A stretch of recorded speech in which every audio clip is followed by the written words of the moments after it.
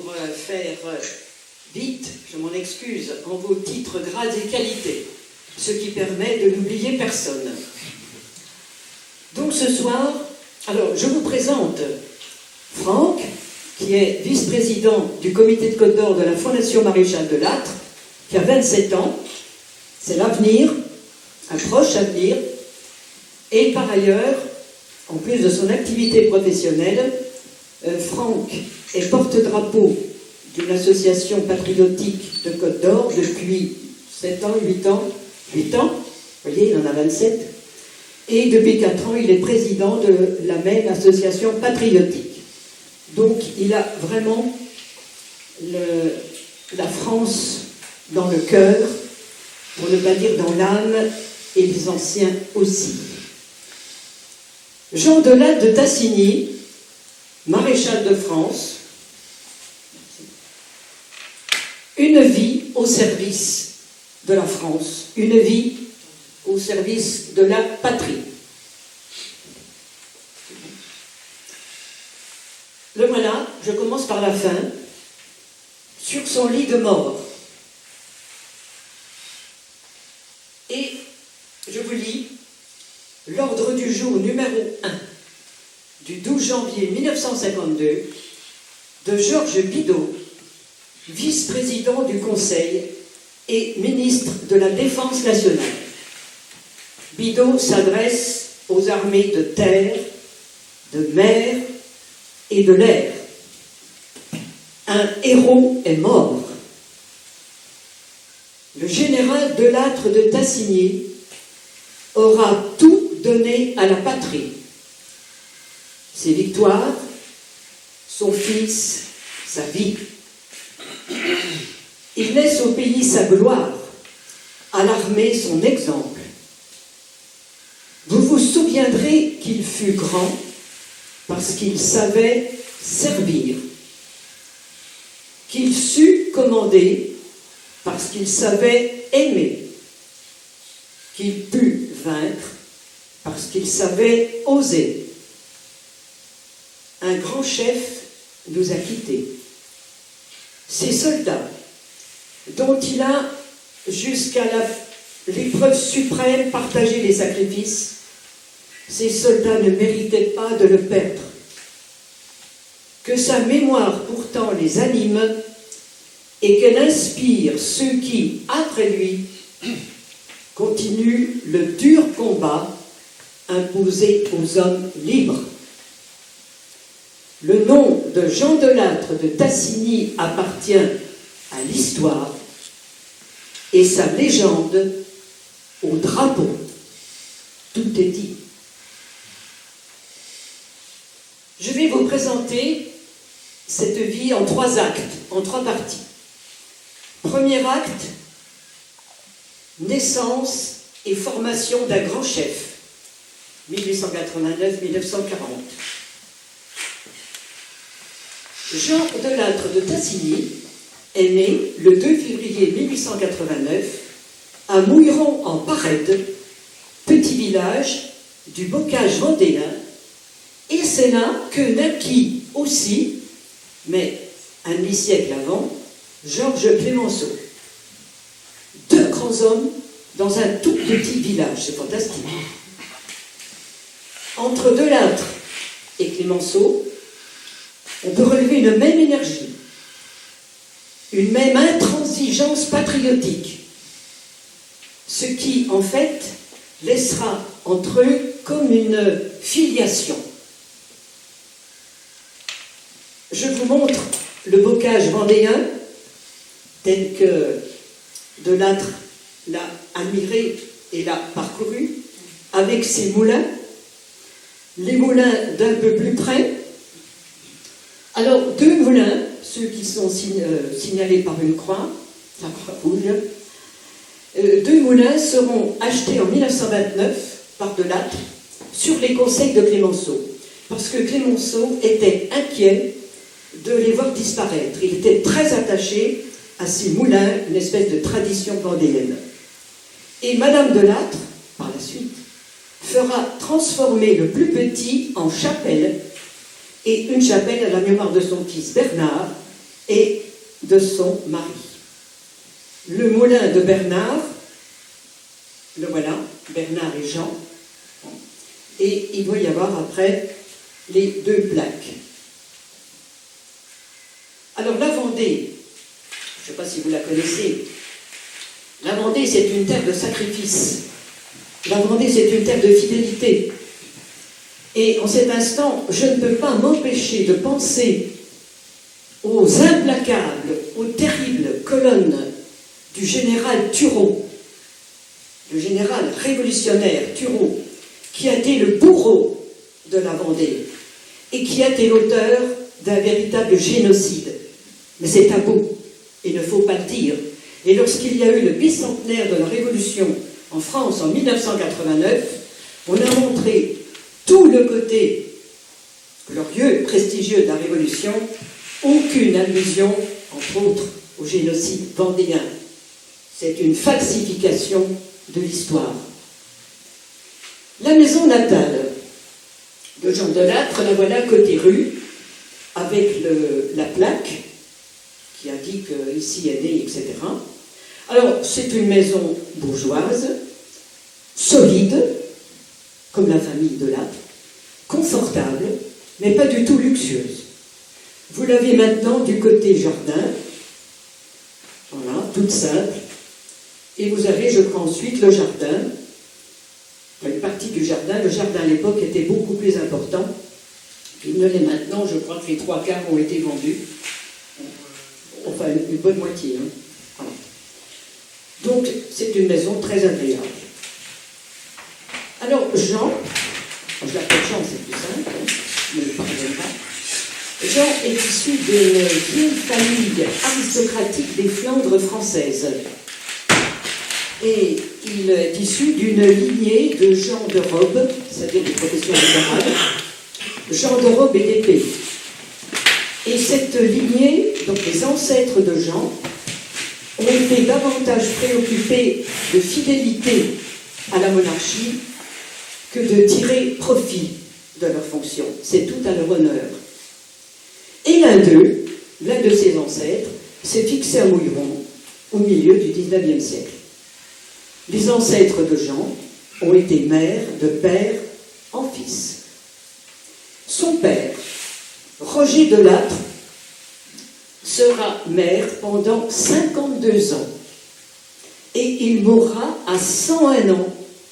101 ans en 1956. La politique conserve. C'est un gentilhomme bien né, Roger Delattre, mais qui n'est pas fortuné. Sa mère, la mère de Jean, Anne Hainaut, a apporté dans sa corbeille de noces, si je puis dire, de bonnes terres vendéennes. C'est une femme de caractère, très croyante, très pieuse. Toute la famille était très croyante, très pieuse. Et donc le ménage vit avec des revenus confortables, mais ne vit pas dans l'opulence. Une fille, Anne-Marie, toute mignonne, est née en 1887, donc 2 ans avant Jean. Et elle épousera en 1910 Joseph de Marsay des Loupes, s'il vous plaît, et le couple aura une nombreuse descendance. Il y a d'ailleurs des descendants, mais ce n'est pas des descendants de Jean Delattre, c'est de sa sœur. Petit garçon, Jean a grandi dans la maison familiale de Mouilleron. Je dois dire qu'il a connu une enfance heureuse, même préservée. Le voilà à cheval, enfin à cheval. Est-ce que c'est déjà la prédestination de l'école de cavalerie de Saumur? Peut-être. Par ailleurs aussi, il pêche à la crevette. Et il est, à 7 ans, il est magnifique, il est tout en cheveux. Il est super. Il a fait ses études au collège Saint-Joseph de Poitiers de 1898 à 1904. Et on le voit sur la photo suivante, à côté de son professeur d'anglais. D'ailleurs, ils se tiennent presque bras dessus, bras dessous. Puis, Jean va à l'école de Vaugirard Et il aura comme, professeur Henri de Gaulle, le père du général de Gaulle, hasard du destin. Hein, Henri de Gaulle est derrière son bureau avec les moustaches. C'est assez extraordinaire aussi, la naissance Clémenceau de Lattre à Muiron, Henri de Gaulle, professeur de Lattre, enfin, etc. Et en juillet 1908, Jean est admis à Saint-Cyr. Juillet 1908. Ce qui est intéressant de savoir, c'est comment ses camarades le voient à Saint-Cyr, à sa rentrée à Saint-Cyr. Voilà ce qu'ils en disent. Un garçon au regard charmeur,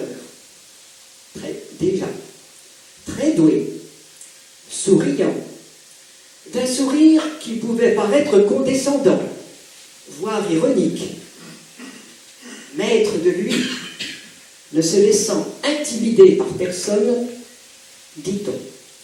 Un autre élève relève qu'il papillonnait, un rien précieux, bon garçon, et le sachant.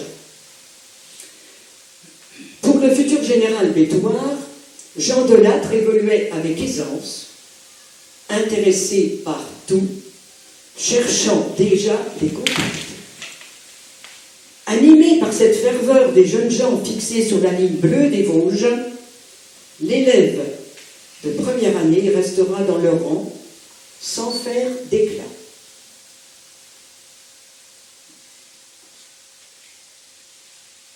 Alors, il va opter pour la cavalerie et sera l'élève de la prestigieuse école de cavalerie de Saumur de 1909 à 1911. Et il sortira 4e sur 210, c'est pas mal, de la promotion Mauritanie. À sa sortie en 1911, il effectue un stage à l'école d'application, à nouveau à Saumur. Et en 1912, il est lieutenant et il est affecté au 12e régiment de dragons à Pont-à-Mousson, c'est en Meurthe-et-Moselle. La devise du 12e dragon, c'est « Qui s'y frotte, s'y pique ». Le 3 août, l'Allemagne déclare la guerre à la France. 3 août 1914. Et c'est en Lorraine que de Lattre va commencer la guerre comme officier éclaireur de la 2e division de cavalerie. Et il se fait déjà remarquer par sa bravoure. Le 11 août, donc la guerre est déclarée le 3, le 11 août, un éclat d'obus le blesse au genou. Un mois plus tard, au cours d'une reconnaissance, il va se heurter à une patrouille de cuirassiers prussiens. On a les Uhlans. Voilà, terrible. Hein. Alors il charge, comme vous le voyez sur l'aquarelle, sabre au clair. Il en tue 2. Mais il est gravement blessé d'un coup de lance à la poitrine.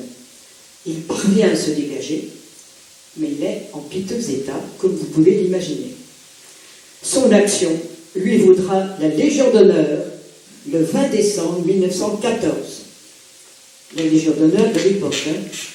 Vous voyez ce que je sous-entends. En 1915, il va demander à être affecté dans l'infanterie, donc plus de cavalerie, l'infanterie. Il est promu capitaine et il commande sur le front le 3e bataillon du 93e régiment d'infanterie, le régiment de Vendée. Il se bat à Verdun. Verdun. Et il va faire presque toute la bataille de Verdun. On imagine ce que ça a pu être. Alors, on le voit dans les tranchées, à un moment de répit, il est de face, et par la suite, il y aura une stèle élevée en mémoire de son passage, enfin de ses combats à Verdun. Cette stèle se trouve sur la gauche quand on est face à l'ossuaire. Et on le retrouve ensuite à cette bataille terrible du chemin des Dames, une véritable boucherie. Il va terminer la guerre, la Première Guerre mondiale, avec 5 blessures et 8 citations. Après la guerre, il est envoyé à Bordeaux, et là, il doit prendre en charge les troupes américaines dans l'attente de leur retour aux États-Unis, puisque la guerre est terminée. Et il recevra la Military Cross, que vous avez là. C'est la plus haute, enfin, l'une des plus hautes distinctions militaires de l'armée britannique. En 1919, il est au Mont d'Or. Bon, il est un petit peu fatigué, il se repose. Il a été plusieurs fois blessé, plusieurs fois décoré. Et là, il se cherche une nouvelle destinée. À la fin de 1919, il est affecté au 49e régiment d'infanterie à Bayonne, où il va rester 2 ans. Puis, très important, il demande à servir au Maroc. Il est attiré par ce grand pays. Il pense que ça va le sortir de la routine. Et il est attiré aussi et surtout par la personnalité du maréchal Lyautey. Lyautey est alors résident général au Maroc, c'est-à-dire gouverneur, pour simplifier, et l'exemple de Lyautey apportera beaucoup à Delattre, même si Delattre n'a pas directement servi sous les ordres de Lyautey. Là, Delattre est un petit peu de dos, de biais, à gauche. Hein. D'ailleurs, c'est marqué. Alors, on ne peut pas s'empêcher de relever des analogies entre Lyautey et Delattre. Ce sont des hommes d'action. Je dirais même que ce sont des animaux d'action, tournés vers l'avenir, tournés vers la jeunesse, défenseurs de la grandeur de la France et défenseurs des valeurs fondamentales de notre civilisation. Ils ont tous les deux le même goût du faste, le roi Jean par la suite. Et ils ont aussi la même propension aux colères brutales, violentes, et il faut bien dire parfois injustes. Delattre a beaucoup retenu de Lyautey. Il a découvert qu'une conquête qui s'accomplit par les armes ne dure pas si cette conquête n'est pas complétée par la conquête des cœurs, comme il a vu juste. Et le Maroc de Lyautey va être pour Delattre une école de psychologie où Delattre va apprendre le maniement des hommes et surtout celui des jeunes officiers. Il va s'imprégner des idées généreuses de Lyautey, de ses méthodes de commandement, et Delattre va aussi apprendre à connaître les qualités spécifiques, les traits de caractère des tirailleurs, des légionnaires, des troupes coloniales, toutes ces forces qui vont constituer l'armature et la substance de l'armée qui mènera à la victoire 20 ans plus tard, le 8 mai 1945.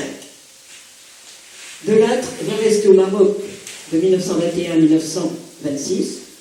Il va participer aux opérations de la Haute Moulouya en 1922.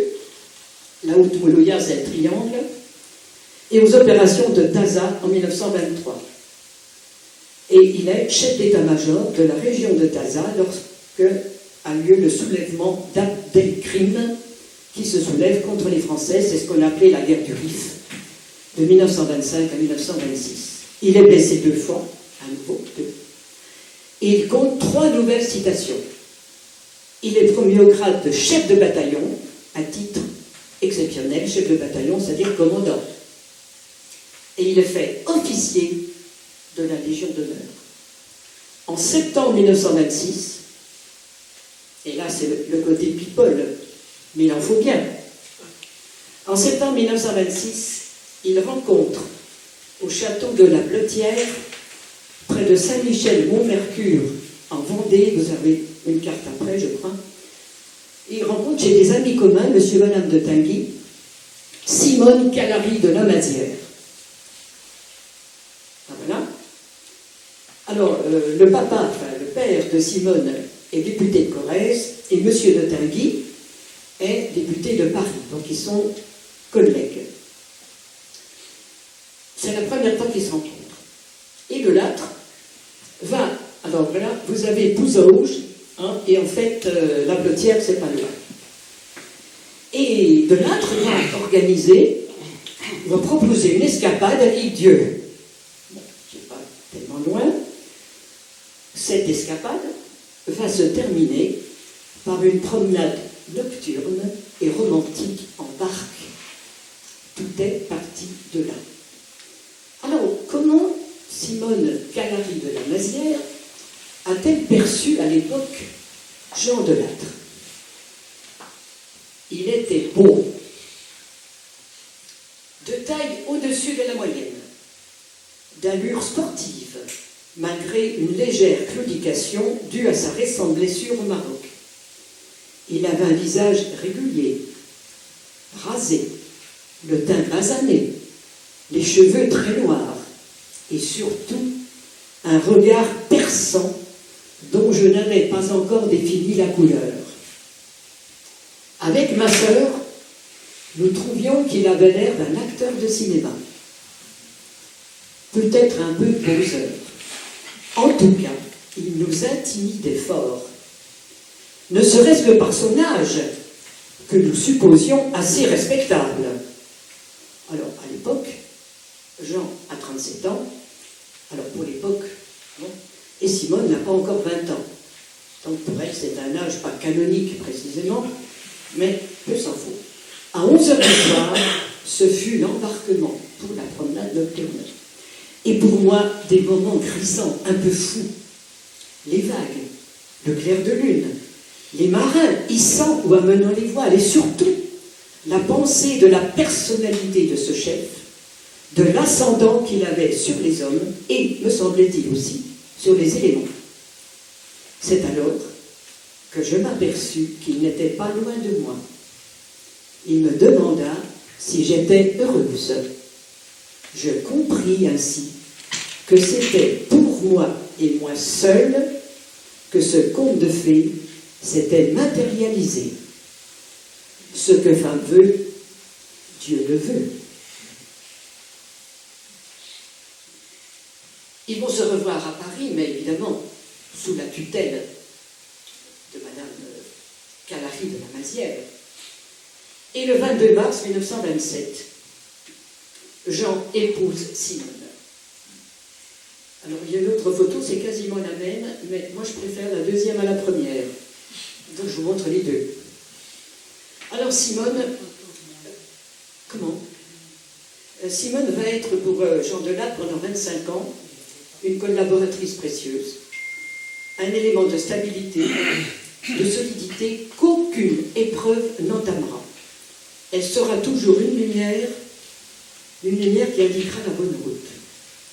Et dans sa correspondance, lorsque Jean Delattre lui écrivait, il lui a écrit souvent, étant donné qu'ils étaient souvent séparés, il lui écrivait tous les jours, et bien souvent, il s'adresse à elle par ces mots, « Mon moineau chéri ». Le grand Delattre, le futur maréchal, qui écrit son épouse « Mon moineau chéri », moi je trouve ça fantastique. Enfin, chacun pense ce qu'il veut. Moi je vous dis ce que je pense. Alors, très vite, un fils Bernard va naître, le 11 février 1928. Bon, j'allais dire, le futur général a fait vite, mais il fallait faire vite, hein, puisqu'il avait déjà 38 ans. Hélas, Madame Delattre ne pourra plus avoir d'enfant. Et Bernard sera adoré par ses parents. Et Bernard adorera ses parents. Le 5 novembre 1927, il entre à l'école de guerre, où il a comme professeur le colonel Henri Giraud. Et Jean va sortir major de sa promotion, la 49e promotion. Entre 29 et 31, il sert au 5e régiment d'infanterie à Coulommiers, c'est en Seine-et-Marne, et il va littéralement métamorphoser le bataillon. Et il s'appuie sur l'héritage spirituel de Lyautey. De 31 à 35, il sert à l'état-major particulier du général Maxime Végan, c'est un nom très connu dans l'histoire, Maxime Végan, qui est alors vice-président du Conseil supérieur de la guerre, puis Delattre sert à l'état-major du général Georges. Le 24 juin 1935, il est promu colonel et il reçoit le commandement du 151e régiment d'infanterie à Metz, sous les ordres du général Henri Giraud. Delattre apprécie beaucoup Giraud. Vous savez, Giraud n'a pas toujours eu la vie facile. Et à Metz, Delattre s'impose. Il se révèle. Il applique des méthodes de commandement révolutionnaires. D'abord, il connaît ses hommes un par un et leurs familles. Il crée un service social. C'est inimaginable. Il construit des foyers. Il construit des salles de cinéma.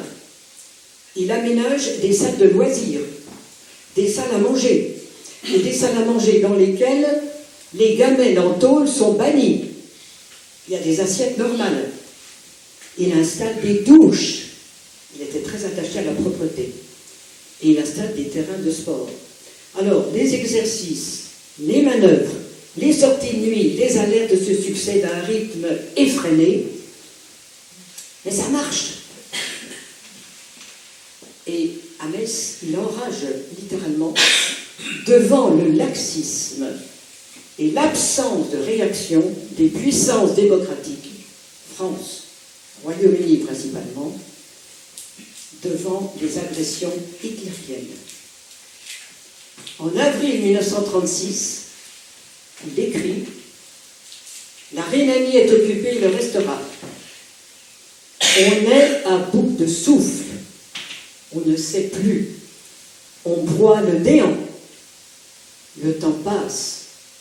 Nous nous trouverons bientôt placés devant l'épreuve prochaine, qui sera sans doute Danzig. » Vous voyez le visionnaire. Danzig, la Pologne, Deuxième Guerre mondiale. En 1937-38, il est élève au centre des hautes études militaires, c'est ce qu'on appelait l'école des officiers. Les accords de Munich, en septembre 1938, par lesquels les démocraties ont sacrifié la Tchécoslovaquie aux agressions et aux ambitions hitlériennes, eh bien ces accords de Munich lui inspirent une réflexion amère.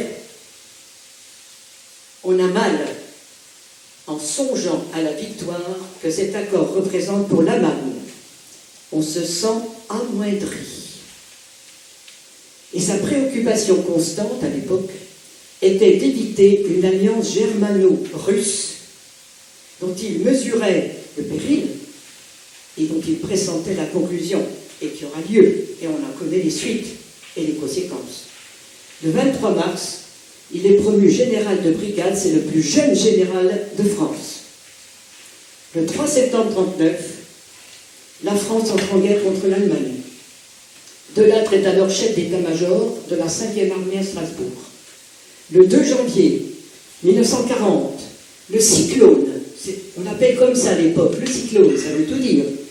Eh bien, le cyclone reçoit le commandement de la 14e division d'infanterie, la fameuse division des As. Et au cours des combats de mai et juin 1940, la division se distingue à Rethel, vous avez sur la carte, dans les Ardennes, et cette division va repousser par 3 fois les troupes allemandes, et Delattre fera 3000 prisonniers, enfin, sinon lui, du moins la division. Ne pas subir, telle sera la devise de la division, et ainsi est née la devise du général Delattre, ne pas subir.